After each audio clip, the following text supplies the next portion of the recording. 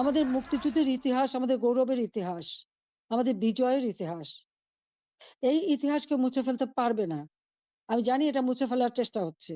সংবিধানকে ধ্বংস করা, জাতীয় পতাকা ধ্বংস করা, অনেক চেষ্টাই করা হয়েছে। কিন্তু লাখো শহীদের রক্তের বিনিময়ে যে পতাকা পেয়েছি, যে সংবিধান পেয়েছি, যে স্বাধীনতা পেয়েছি, তা ওই কয়েকজন বুলডোজার দিয়ে ভেঙে গুঁড়িয়ে দেবে, এ শক্তি তাদের হয়নি এখনো।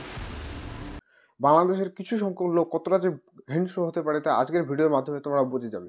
যেমনটা এখন তোমরা ভিডিওর মাধ্যমে দেখতে পাচ্ছ যে এখানে দেখানো হচ্ছে যে বাংলাদেশের সম্মান স্মরণীয় মূর্তি বাংলাদেশের সেই ভেঙে সরিয়ে ফেলে দেওয়া হচ্ছে।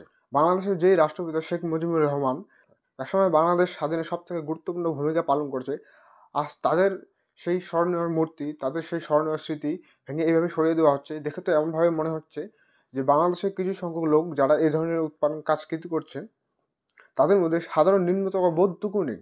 আমার মতো এরকম ধরনের মানুষকে মানুষের তালিকা থেকে একদমই বাতিল করে দেওয়া উচিত। আর এর পুরো বিষয়টা শুরু হয় বেশ কয়েকদিন আগে, যেখানে আমি একটা পোস্ট করেছিলাম। তোমরা যদি চাইলে সেই পোস্টটা দেখতেই পারো। এখানে আমি বলেছিলাম যে বাংলাদেশের বর্তমান শেখ হাসিনা সরকার, এখন তো আর সরকারে নেই, তাদের পার্টির তরফ থেকে, যেটা হচ্ছে আওয়ামী লীগ, তাদের পার্টির তরফ থেকে সেখানে তাদের দলের সমস্ত কর্তৃপক্ষকে একত্র করে একটা মিছিল র্যালি করার আয়োজন করা হয়েছিল। এবং সেই মিছিলের মধ্যে প্রধানমন্ত্রী শেখ হাসিনা যেহেতু এখন বাংলাদেশে নেই, তো অতএব সেখানে ভিডিও কলের মাধ্যমে বাংলাদেশের সাধারণ জনজাতির উদ্দেশ্যে কিছু মূল বক্তব্য রাখতেন।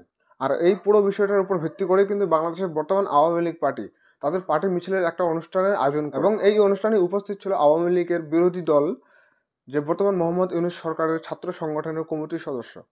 কারণ তারা তো কোনোভাবেই চাইবে না যে বর্তমান আপাতত সরকার যে মোহাম্মদ ইউনূস, তার বিরুদ্ধে কোনো কিছু মিছিল করা হোক এবং তার বিরুদ্ধে কোনো আওয়াজ তুলে কেউ কথা বলুক। কারণ মোহাম্মদ ইউনূসের বর্তমান পার্টি যে ছাত্র সংগঠন, তারা ঠিক ভালোভাবেই জানে যে আমরা যে গায়ের জোরে শক্তি দখল করে ক্ষমতার জোরে যে বর্তমান দিল্লির সরকারের কোলে পদ আমরা বসে আদায় করে নিয়েছি দিল্লির দাসী এবং হাসিনা সেখানে জনতাকে ভুল বাংলাদেশ বোঝানো হয়েছে, বিরোধী এরা নতুন যদি জনতার সামনে আসে, সাধারণ লোকে বুঝতে পারে, তাহলে তো আমাদের টিকে থাকা মুশকিল হয়ে যাবে। আর এই জন্যই বর্তমান মোহাম্মদ ইউনূস সরকারের সেই ছাত্র সংগঠন বাংলাদেশের যে আওয়ামী লীগ পার্টি, তাদের এই মিছিল অনুষ্ঠানে বাধা দেয়। পরিবর্তে কি হয়, এখন তো তোমরা দেখতেই পাচ্ছ যে শেখ হাসিনা তার ঘর বাড়ি ভেঙে দেওয়া হচ্ছে। শেখ হাসিনার সাথে তার বাবা যে বঙ্গবন্ধু শেখ মুজিবুর রহমান, একসময় বাংলাদেশের রাষ্ট্রপিতা, যিনি বাংলাদেশকে স্বাধীন করতে সব থেকে গুরুত্বপূর্ণ ভূমিকা পালন করছে, তাদের স্মরণীয় মূর্তি, একসময় যিনি বাংলাদেশের মান সম্মান সবকিছু রক্ষার সর্বশ্রেষ্ঠ স্থানে অধিকার ছিল, তার আজ এই অবস্থা করা হচ্ছে। তাছাড়াও বাংলাদেশের যে এই অবস্থা, যেখানে দেখানো হচ্ছে যে সেখানকার ঘর বাড়ি ভাঙাচুর করা হচ্ছে, তার সাথে সাথে শেখ মুজিবুর রহমানের স্মৃতি যেখান থেকে সরিয়ে দেওয়া হচ্ছে, এমন ঘটনা কিন্তু বাংলাদেশে এবারে যে প্রথম তেমনটা কিন্তু নয়। একটু আগের পুরোনো দিন গেলেও দেখা যাবে যে বাংলাদেশ 1971 সালে পাকিস্তান থেকে যখন প্রথম স্বাধীন হয়, এখন এই ভিডিওর মধ্যে তোমরা যেই বাড়িটাকে ভাঙানো দেখতে পাচ্ছ, যে বাড়িটাকে ক্রেন দিয়ে ভেঙে সরিয়ে দেওয়া হচ্ছে, এই বাড়িটাই একসময় শেখ মুজিবুর রহমান কে ধ্বংস করা, জাতীয় পতাকা ধ্বংস করা, অনেক চেষ্টাই করা হয়েছে।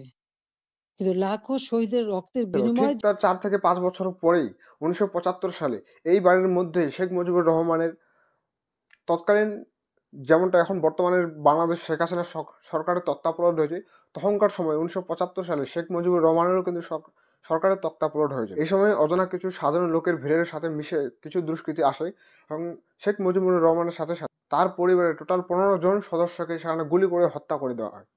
আর এখানে শুধুমাত্র শেখ হাসিনা এবং তার ছোট বোন এই ঘটনার প্রাণে বেঁচে যায়, কারণ এই সময় তারা ইউরোপের বিদেশ যাত্রায় ছিল।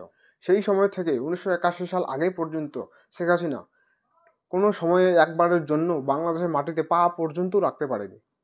এই সেই ছবি যেখানে প্রথমবার শেখ হাসিনা বাংলাদেশের মাটিতে পা রাখেন, এবং সেখানে সেই ছবির মধ্যে যে লক্ষ্য করলে বোঝা যাবে স্পষ্টভাবে, হাসিনা চোখে তার বাবার মৃত্যুর যে শোক সেটা স্পষ্টভাবে বোঝা যাচ্ছে। তাহলে কল্পনা করা যায় যে একজন মহিলা যে নিজের বাবার মৃত্যুর সময় নিজের চোখে পর্যন্ত দেখতে পারেনি, এমনকি তার বাবার মৃত্যুর কয়েক বছর পর্যন্ত সে নিজের জন্মস্থানে পাটা পর্যন্ত রাখতে পারেনি, তাহলে এই অবস্থায় সেই একমাত্র বুঝতে পারে যার উপর এমন ধরনের ঘটনা ঘটে, একমাত্র শেখ হাসিনা, তিনিই তার বুঝতে পারবে যে তার দুঃখ কিরকম প্রতিরূপ অবস্থায় আছে। কারণ আপন মানুষ নিজের কাছ থেকে চলে যাওয়া, এই ধরনের বেদনা একমাত্র সেই বুঝতে পারে যার সাথে এমন ধরনের ঘটনা বাস্তবে ঘটে। আর অপরদিকে মোহাম্মদ ইউনূস, নামে তো বর্তমান বাংলাদেশের অন্তিম সরকার, সেখানকার প্রধানমন্ত্রী, কিন্তু বাস্তবে মোহাম্মদ ইউনূস আদৌ পর্যন্ত কোনো ইলেকশনে পার্টিসিপেট করেনি। এমনকি আদৌ পর্যন্ত সে কোনো ইলেকশনের প্রচার কিংবা কোনো ইলেকশনের ভোটের বিষয়ে তার কোনো বক্তব্য কোনোবারও সামনে আসে না। এমনও হতে পারে যে মোহাম্মদ ইউনূস নামে বাংলাদেশের কোনো আদৌ পর্যন্ত অস্তিত্ব ছিল কি না সেটাও কোনো খেয়াল নেই। বাস প্রধানমন্ত্রী শেখ হাসিনার সরকারের পতন হলো, কিছুক্ষণ পরেই শোনা গেলো যে বাংলাদেশের সেনাপ্রধানের তরফ থেকে যে আমরা এক অন্তিম সরকার গঠন করব। এই অন্তিম সরকার নামে কে? সেই মোহাম্মদ ইউনূস। মোহাম্মদ ইউনূস যে নামে কোনোদিনও বাস্তব কিনা কাজে সেটা তো তোমরা বুঝতেই পারছো। আর এ নিয়ে নাকি এখন বাংলাদেশের সরকার চালাবে। আর কেমন সরকার চালাচ্ছে সেটা তো বাংলাদেশের লোকের সাথে সাথে তোমরাও নিজের চোখে বাস্তবে সেটা দেখতে পাচ্ছ। আশা করা যায় এই বিষয়ে আর আলাদাভাবে কোনো কিছু তো বোঝা লাগবে না। তোমার কি মনে হয় বাংলাদেশে এরকম যে দাঙ্গা ফাসাদ আন্দোলনের অবস্থা এটা কি সারাক্ষণ থাকবে? কখনোই থাকবে না। ঠিক আগের মতো 1975 সালে শেখ হাসিনা এত পরিবারের সংঘর্ষ একটু পরে হলেও বাংলাদেশে কিন্তু শেখ হাসিনা ফিরে আসে এবং 1981 সালের পর শেখ হাসিনা বাংলাদেশে ফিরে যায়। প্রচুর সংঘর্ষের পর শেখ হাসিনা অনেক নিজের রক্ত জল করা পরিশ্রমের মধ্য দিয়ে প্রধানমন্ত্রীর পদ এবং তার ক্ষমতা অর্জন করে। আজ আবারও 2024-25 সালে সেই পুরনো ঘটনা কিন্তু দ্বিতীয়বার দেখা যাচ্ছে। তবে প্রধানমন্ত্রী জানে যে একসময় সময় কিন্তু বদলাবে, ভাগ্যের দোয়া আর উপরওয়ালার কৃপা একসময় কিন্তু সবার কাছে আসে পৌঁছাবে। আর এই বিষয়টার উপর ভিত্তি করেই বাংলাদেশের আওয়ামী লীগ পার্টি মিছিলে প্রধানমন্ত্রী শেখ হাসিনা বাংলাদেশে না থাকার সত্ত্বেও ভিডিও কল বার্তায় কিন্তু তাদেরকে সম্বোধনা জানান এবং সম্বোধনার সাথে সাথে বাংলাদেশের সকল জনতার উদ্দেশ্যেই সম্বোধনা করে একটা মূল্যবান বাক্য বক্তব্য বলেন যে আজকে আমার সরকার, তার সাথে সাথে আমার বাবা যিনি বাংলাদেশের রাষ্ট্রপিতা শেখ মুজিবুর রহমান, তার সম্মান স্মরণীয় মূর্তিকে ভেঙে সরিয়ে দেওয়া হচ্ছে। তো ধৈর্য ধরো, একসময় সময় আমাদেরও আসবে, তখন কিন্তু প্রত্যেকের বদলা নেওয়া হবে। যদিও এই বিষয়ে শেখ হাসিনা কত তাড়াতাড়ি কি কি পদক্ষেপ নিচ্ছে সেটা ভবিষ্যতে সময় এলেই বোঝা যাবে। সর্বশেষ অবস্থা বোঝা যায় যে বর্তমান বাংলাদেশের অবস্থা কিন্তু খুবই খারাপ। বাংলাদেশের আর্থিক অবনতি এবং চরম দ্রুত গতিতে এগোচ্ছে। আর এমনটা যদি চলতেই থাকে তো আশা করা যায় বাংলাদেশ একসময় খুব শীঘ্রই আর্থিক সংকটের মুখে সম্মুখীন হবে।